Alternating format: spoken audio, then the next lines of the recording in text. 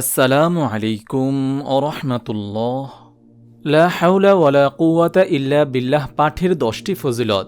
তা হল নম্বর 1, আবু হুরায়রা রাদিয়াল্লাহু তাআলা আনহুকে রাসূল সাল্লাল্লাহু আলাইহি ওয়াসাল্লামের শিখানো লা হাওলা ওয়ালা কুওয়াতা ইল্লা বিল্লাহ দোয়াটি আল্লাহ তাআলার আরশের নিচে অবস্থিত বেহেশতের একটি অমূল্য রত্ন ভাণ্ডার। নম্বর 2, রাসূল সাল্লাল্লাহু আলাইহি ওয়াসাল্লাম ইরশাদ করেছেন, লা হাওলা ওয়ালা কুওয়াতা ইল্লা বিল্লাহ দোয়াটি 99টি রোগের মহা ঔষধ।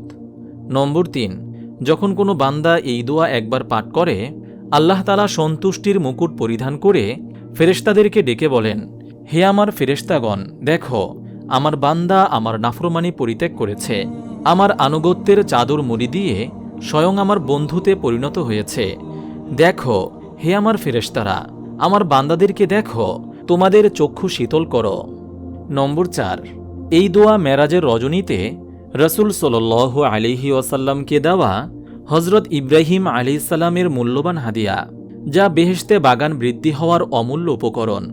নম্বর 5, হযরত আবু হুরায়রা রাদিয়াল্লাহু তাআলা আনহুর বর্ণনা অনুযায়ী একটি হাদিসের অংশ বিশেষে পাওয়া যায়, যে ব্যক্তি লা হাওলা ওয়ালা কুওয়াতা ইল্লা বিল্লাহ অধিক পরিমাণে পাঠ করবে, আল্লাহ তাআলা তাহার জীবিকার সংকীর্ণতা দূর করবেন ও সচ্ছলতা দান করবেন। নম্বর 6, হযরত আবু মুসা আশআরী রাদিয়াল্লাহু তাআলা আনহুর বর্ণনা অনুযায়ী এই দোয়াটি বেহেশতের খাজানা সমূহের একটি খাজানা, যে তা পাঠ করবে সে ওই খাজানার মালিক হয়ে যাবে। নম্বর 7, আবু মুসা আশআরী রাদিয়াল্লাহু তাআলা আনহু হতে বর্ণিত, তিনি বলেন, একদা রাসূল সাল্লাল্লাহু আলাইহি ওয়াসাল্লাম আমাকে বললেন, তোমাকে জান্নাতের অন্যতম ধনভাণ্ডারের কথা বলে দেব নাকি? আমি বললাম, অবশ্যই বলে দিন হে আল্লাহর রাসূল। তিনি বললেন, লা হাওলা ওয়ালা কুওয়াতা ইল্লা বিল্লাহ। সহিহ বুখারী হাদিস নম্বর 2992।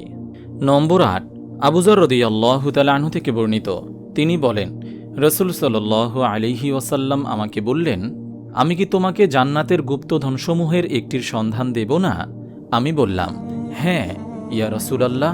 তিনি বলেন, লা হাওলা ওয়ালা কুওয়াতা ইল্লা বিল্লাহ। মুসনাদে আহমদ হাদিস নম্বর 20829। নম্বর 9, কায়েস ইবনু সাআদ ইবনু উবাইদা রাদিয়াল্লাহু তাআলা আনহু থেকে বর্ণিত, রাসূল সাল্লাল্লাহু আলাইহি ওয়াসাল্লাম বললেন, আমি কি তোমাকে জান্নাতের দরজাগুলোর একটি দরজা সম্পর্কে জানাবো না? আমি বললাম, হ্যাঁ। তিনি বললেন, লা হাওলা ওয়ালা কুওয়াতা ইল্লা বিল্লাহ। তিরমিজি হাদিস নম্বর 3581।